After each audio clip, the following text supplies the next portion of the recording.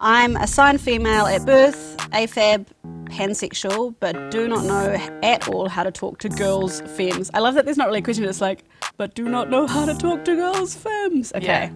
Just a general help, exclamation just like- point, question mark. Exactly. I think there's 3 question marks. The moment I'm attracted to someone I don't really know, I am catatonic. Yeah, you're so weird. I've seen you around people you're attracted to and I'm like, what is going on? So if I'm being like real weird, then lucky for you. Yeah. I'm horny for you. That's what's going on there. I think for me as well, because I realised I was bi after I was already married to a cis dude, which would be horrible, but I like him, so it's fine, it's tolerable. I think a lot of my answer is going to be like from the point of view of a femme being flirted with. Like Yeah. I'm probably I don't have as much experience like actively going out and flirting with girls. Or maybe I do, I don't know, we'll see. But Yeah, I think I'm pretty lucky that the penny dropped before I ended up wifed up hetero style. Yeah. First want to acknowledge that it is really hard. Like if you're socialised as women, if you're assigned female at birth, that is likely your experience.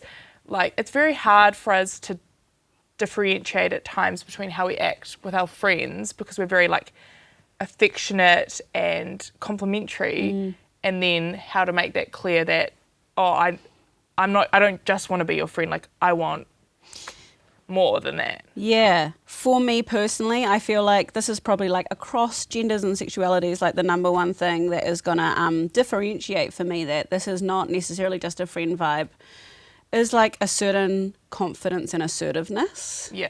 When that's heading in my direction, like when that gaze kind of like in the headlights, Yeah. as you've seen me, catatonic. Yeah, Instantly. yeah. Like there's something about like like holding someone who holds your eye contact for just that, like I'm even feeling it now. That purposeful holding of eye contact. I'm like, okay. Yeah. Oh, There's and honestly, sometimes like even a classic like someone like offering to buy someone a drink doesn't have to be alcohol, but like sometimes it's a classic for a reason. Like if someone's offering to buy you a drink and they don't already know you, it's like, come on, like it's code. It's There's a like- helpful code. It's Yeah, definitely a yeah. helpful code. And also in that like I feel like it's not too high stakes. Yeah. And I think that's going to be a key component to this question. If you're interested in hooking up with or dating femmes and you're feeling yourself getting stuck in the like platonic without going any further, then you are going to need to engage a little bit more of that assertiveness. Obviously, like, read the room if someone's in a committed relationship, all these sorts of things, you know. But just, like, let it fly a little bit, you know. And I think sometimes it does take a bit of work on the front end, like, before you go somewhere or, like, you have to be in a certain space, I think, to, like, be throwing out those comments or giving off the energy. So sometimes it's, like, there's stuff you can do before you're in a social setting that you're, like, going out, like, ready to flirt, like you're feeling yourself. Yeah.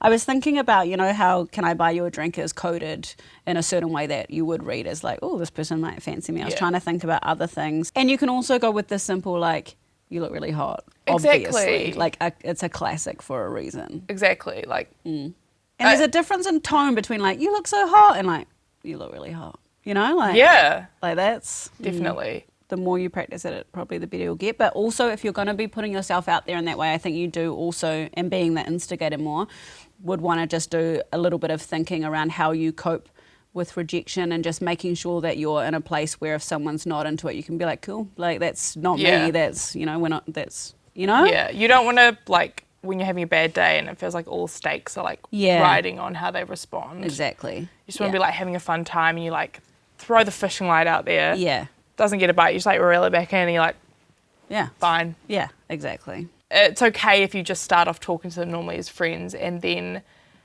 once you're really sure, maybe then you'll feel like you could take the risk of some forthright honesty about you're interested in them more than just platonically. Even if you feel like you've just become friends but you know you want something else, like sometimes you just have to like put it in black and white. Yes, and I think like from my one experience of telling a femme that I was attracted to them and how amazing and kind they were and what great friends we were afterwards, how it didn't affect our dynamic at all. If anything made us closer, like I do feel like, probably it'll just be fine. You know, like putting yourself out there and like, oh no, like I'm feeling more of a friend vibe, like you'll probably just go on to be great friends. Exactly.